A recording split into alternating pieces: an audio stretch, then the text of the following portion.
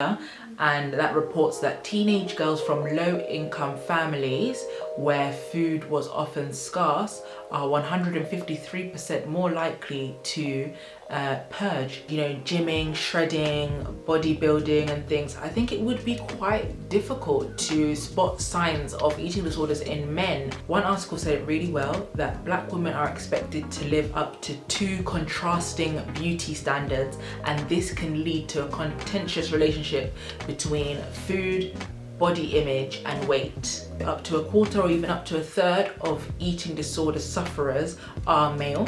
It was saying about with the rise of being thick and that type of figure 8 Coca-Cola bottle type shape, does that have any impact on eating disorders, and specifically eating disorders in black women? Hello everyone, and welcome back to my channel. My name is Jessica Katanga.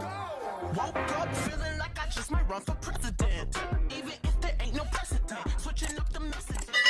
So just a quick trigger warning, we are going to be talking about eating disorders, bulimia, binging, purging, and body ideals in today's videos. So if you believe any of that might trigger you, then please click off, and if you want, in the description box there are some links that you can click on that can offer you help on any part of the journey that you might be on. You guys asked some really great questions and they really made me think, and that's what I kind of love about doing this YouTube, is that I learn whilst researching for these videos, and then we can all learn together and start a conversation and carry that conversation on in the comments down below.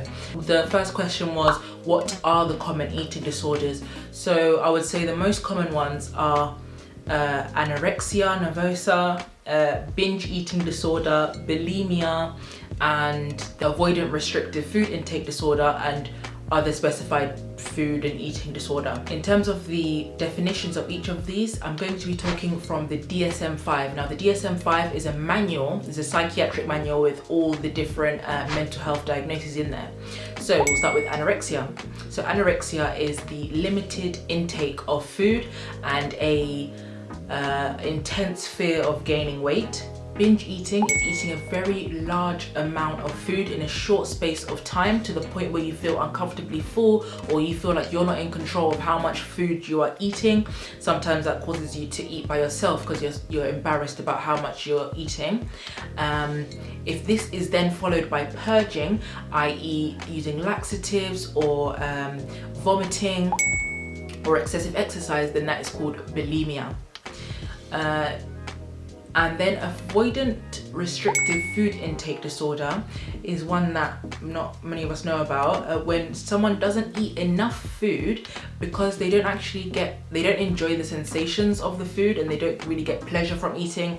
It's more of a chore than anything else, and this has got close links with autism and ADHD. And OSFED is other specified feeding and eating disorder, and it's just when you have an eating disorder but it doesn't fit neatly into any of the other categories or the lists. Part of the definitions, but this is slowly fading out, is that you have to be of to the point where you have these behaviors where you're now a low body weight, but that just excludes a lot of people unnecessarily that do have an unhealthy relationship with food. And in fact, I'll put the statistic down here, but only a small proportion of people with eating disorders are underweight. So that criteria of being a typical weight is fading out, and I think that's a good thing. So one person has asked, I find I'm generally pretty healthy, but on weekends I have lots of treats and get really anxious. Is it okay to feel anxiety around putting on weight after eating junk food?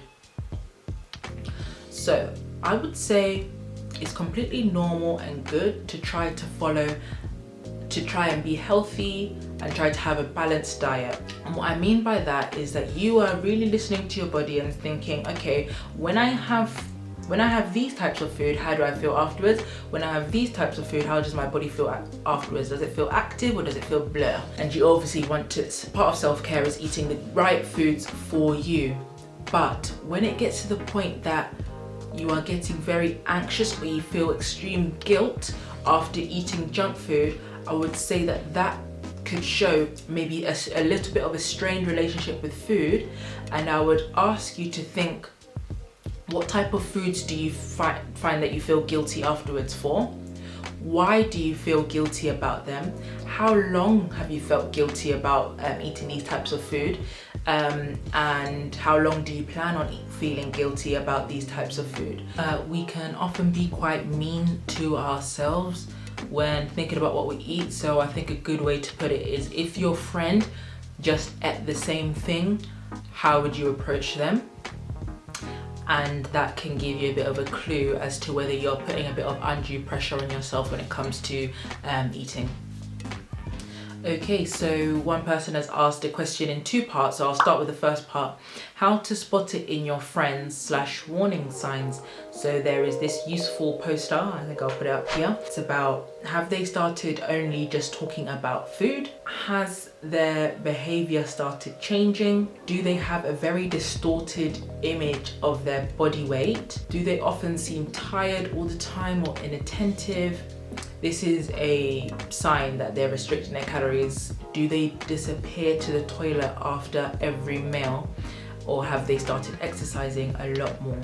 So those are some little telltale signs that maybe something might be going on, and you could just, if you feel comfortable enough, broach the subject with them in a very gentle and loving way, just letting them know they're not by themselves and that you're a little bit worried about them. And then the second part of the question is, does it present differently in men and black women?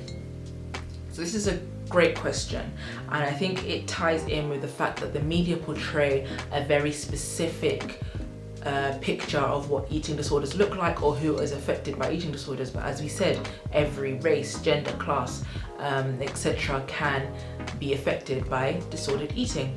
So let's tackle the men bit first. So up to a quarter or even up to a third of eating disorder sufferers are male. And also one thing that we think about is there'll be different ideals for males. So instead of maybe the thin image, it might be a muscular physique type image that they're going for. And now I think that what with gymming, and you know, gymming, shredding, bodybuilding and things, I think it would be quite difficult to spot signs of eating disorders in men who if they go to the gym, because part of that lifestyle is tracking your calories, tracking how much you've burnt, tracking your body image. So you can see that tension between body image and food and eating can start to arise. So how you would spot signs in a like a, let's say for the stereotypical male gym goer or even a female gym goer. But some warning signs could be that I saw was like taking hours to plan their meals, completely avoiding any foods that they deem unhealthy or impure, or if within yourself you feel severe shame or guilt whenever you kind of go off of your diet, and then to the point where these preoccupations with food might affect their social interactions. And then again, all the signs we mentioned before about sleeping and maybe not thinking that they're muscly enough, and etc. etc. So I think that's with men. And then now when it comes to black women, I think I have to pair this with another question that I got. It was saying about, with the rise of being thick and that type of figure 8 Coca-Cola bottle type shape, does that have any impact on eating disorders, and specifically eating disorders in black women? So for the longest time, a lot of the main like eating disorders culture or eating disorders research thought that black women were protected from eating disorders such as anorexia because in our cultures a more curvaceous body shape is celebrated, and therefore black women are protected from the ideals of thinness.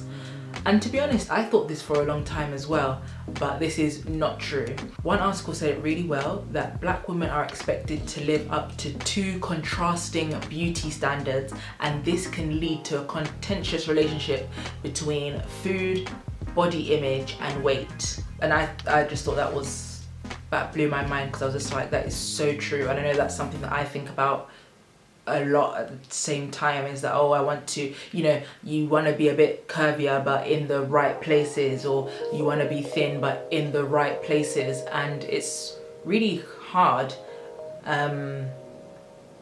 It's really hard because you can't have both, and a lot of people in the media and things are shown with the like iron board stomach and curves everywhere else, and that's not actually healthy or actually real life attainable most of the time.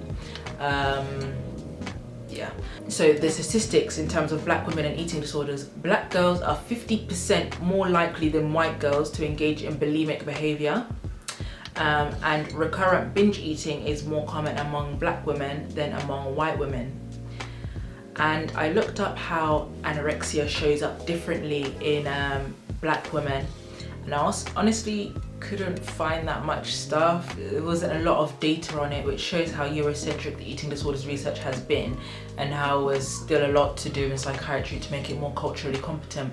But it seems that, as said, black women binging and bulimia are the more common eating disorders. But this data that we have, it has got biases. So there was a study where they made these girls have the same symptoms and same eating patterns, but the only difference was they were either white, Hispanic, or African American.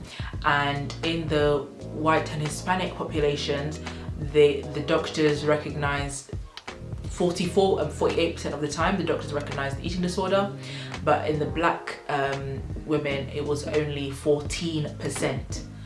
So again, we're seeing that type of strong black woman stereotype going in, or the stereotype of where eating disorders come in as well. And I kind of mentioned that in my BAME Women and Mental Health video.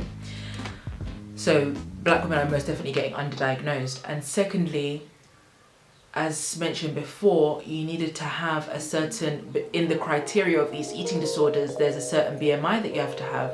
And we know that those BMI charts are very outdated. They don't really take into account that people from different cultures have different muscle mass and body weight distribution, etc. Okay, and there was a very interesting report as well by NADA, and that reports that teenage girls from low-income families where food was often scarce are 153% more likely to be bulimic than girls from wealthy families. So if you come from a background where food was often scarce, then when you get these maybe luxury junk food items, there's a sense of a very balance of feeling enjoyment and also guilt and shame with food and abundance, and you can see how that can then spiral out of control and go into bulimia.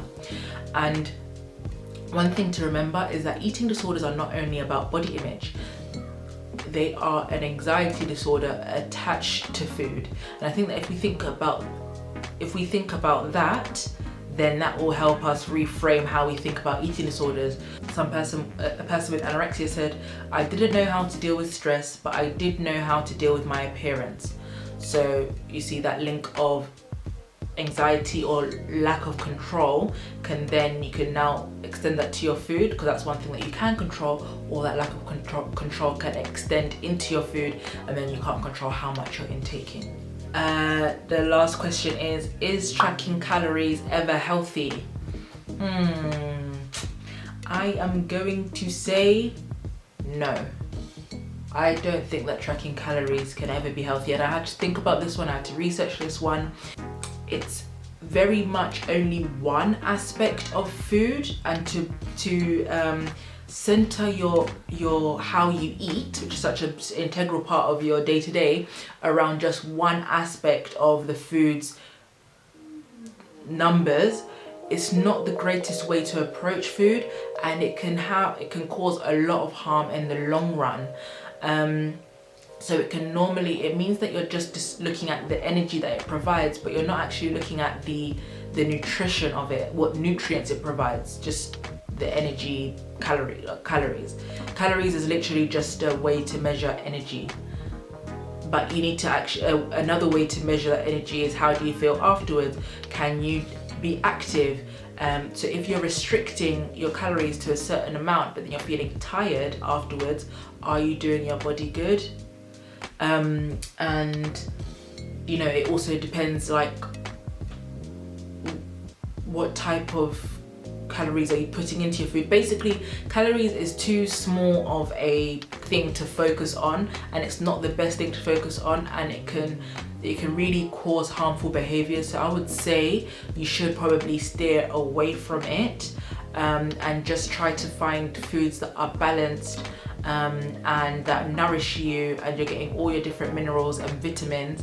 But I know that it is so hard because it is so ingrained in us to count your calories, make sure you're not going over 1,800 or 2,000 or blah blah blah blah blah. You know, just numbers, look at your weight, look at your BMI. And that is because we live in a fat phobic, diet obsessed culture. And if you want me to make a video on that specifically, then I can, but it is really hard to have healthy eating patterns. But I just would say again, just think about what would you say to your friend, and just listen to your body and be in tune.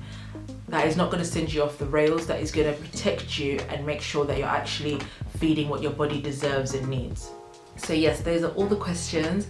I learned so much researching all of this, and I hope that you learned something new from this video too. If at any point any of the information triggered you in any way, or you think that you might be suffering, please talk to somebody that you can trust, and in the description box below I'll be putting down resources where you can read more or find help.